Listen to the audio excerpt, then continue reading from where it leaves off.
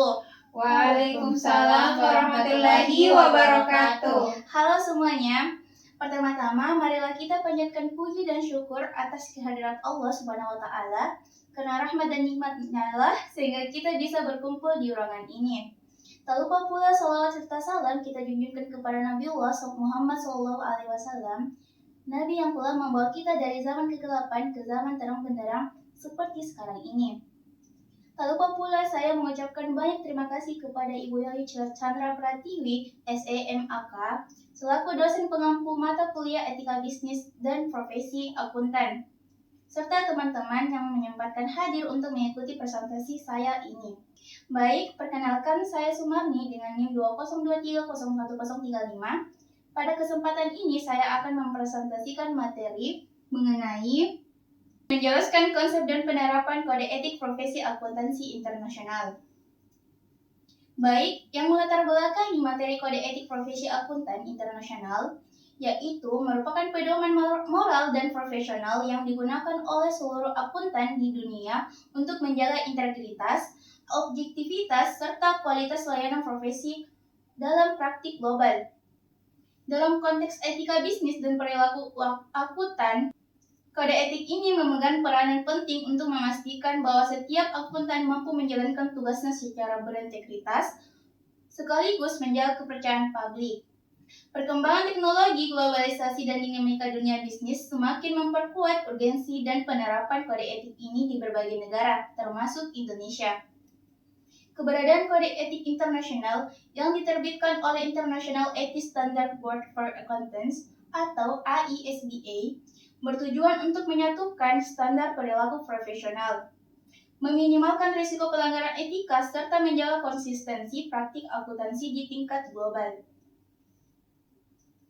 Baik, berdasarkan latar belakang tersebut, maka dapat dirumuskan beberapa masalah yang akan kita kaji lebih lanjut. Pertama, apa yang dimaksud dengan kode etik profesi akuntan internasional? Kedua, bagaimana prinsip-prinsip dasar yang terdapat dalam kode etik AISBA? Tiga, bagaimana penerapan kode etik profesi akuntan dalam praktik global? Keempat, bagaimana tantangan etis yang dihadapi akuntan dalam era digital? Dan yang kelima, contoh studi kasus pelanggaran etika. Untuk menjawab rumusan masalah tersebut, selanjutnya saya akan membahas pembahasan yang pertama, yaitu konsep kode etik profesi akuntan internasional. Etik profesi akuntan internasional atau International Code of Ethics for Professional Accountants adalah seperangkat pedoman global yang mengatur bagaimana seorang akuntan harus bertindak dan bersikap ketika menjalankan tugas profesionalnya.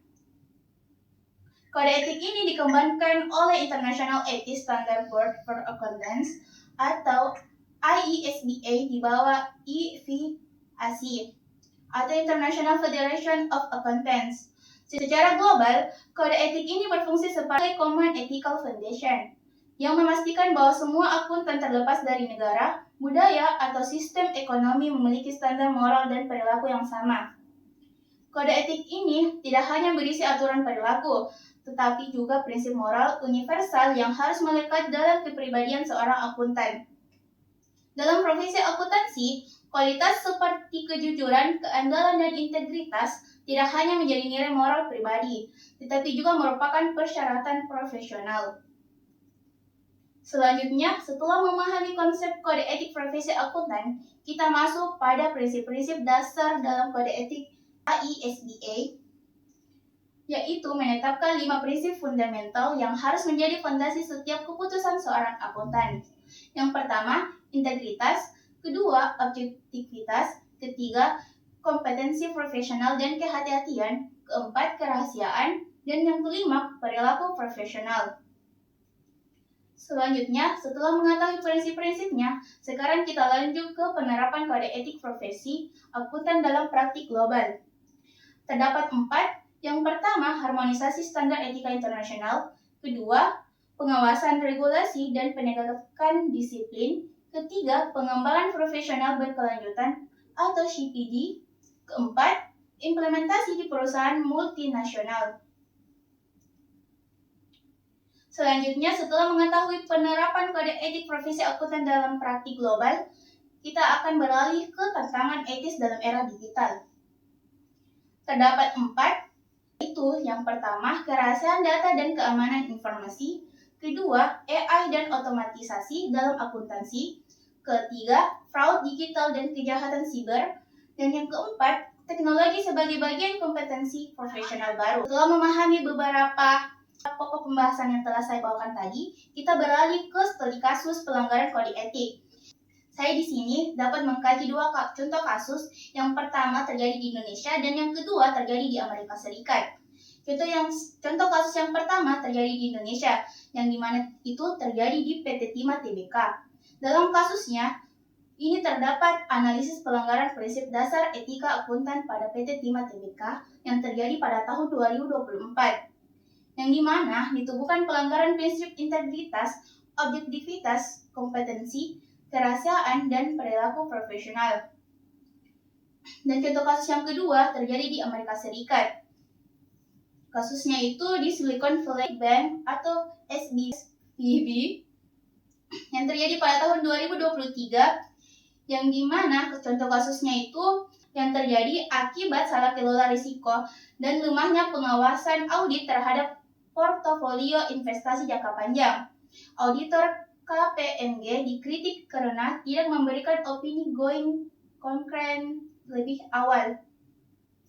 Jadi, semua studi kasus ini dalam negeri maupun luar negeri mengarah pada pola yang sama, yaitu pelanggaran etika biasanya terjadi karena tekanan manajemen, konflik kepentingan, atau kelemahan audit internal.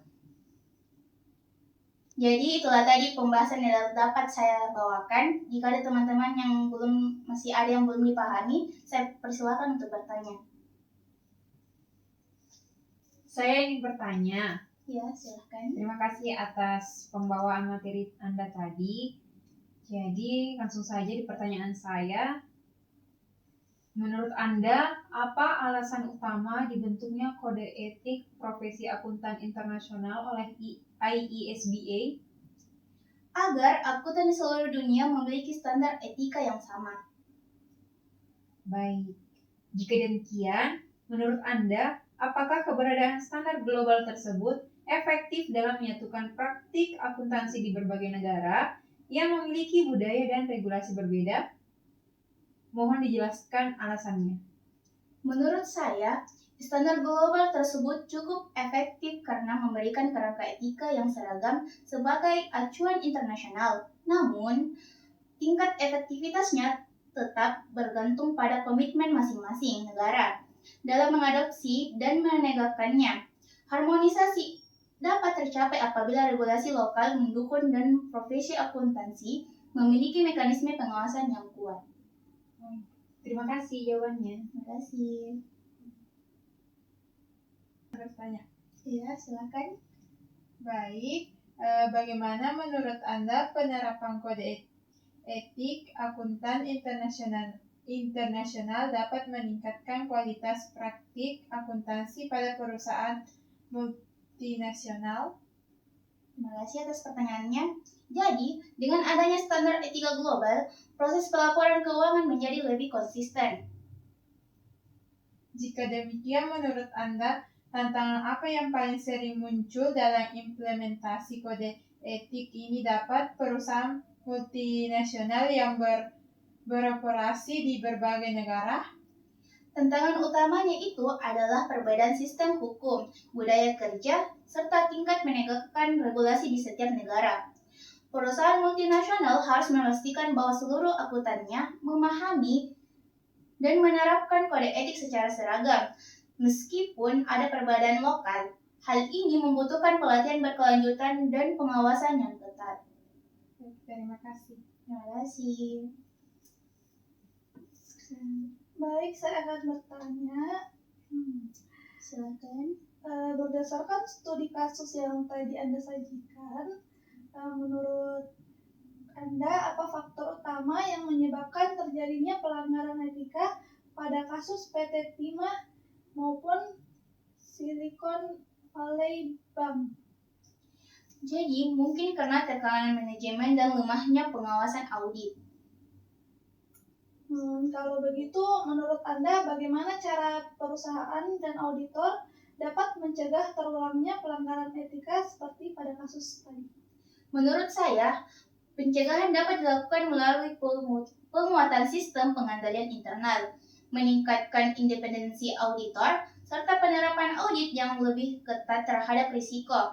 Selain itu, perusahaan harus membangun budaya etis yang konsisten, di mana integritas dan transparansi menjadi nilai utama dalam setiap proses pengambilan keputusan.